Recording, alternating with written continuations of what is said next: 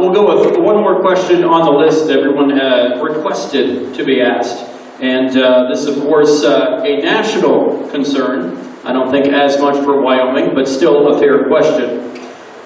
Are you concerned about election fraud in Wyoming elections? Specify why or why not, and if so, do you think voter ID would alleviate this fraud? I believe it is it Mr. Lindholm's turn? Go ahead, Mr. Lindholm. So the last election cycle that we had 0% reported fraud. I'm not taking responsibility for that. That's because we have great county clerks throughout the state of Wyoming.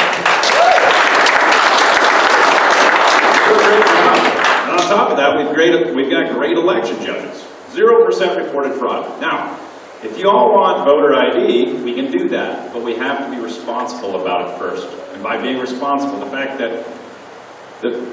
of the matter is we have to redo our Wyoming ID system.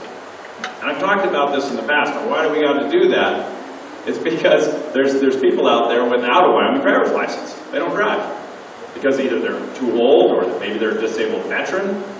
And if we move to voter ID without fixing our Wyoming ID that those people would use to vote with, making them compliant with our election laws, then those people don't vote. Those people are disenfranchised. And that is immoral as all get out. And I think everybody would agree that we do need to fix that. We don't want to disenfranchise voters. Nobody wants to do that.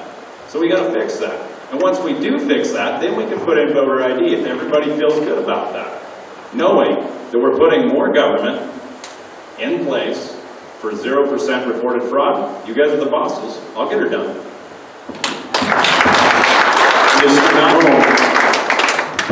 Yeah, no, I think those are good sentiments and platitudes.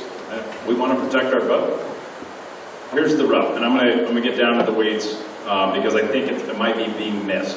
Right?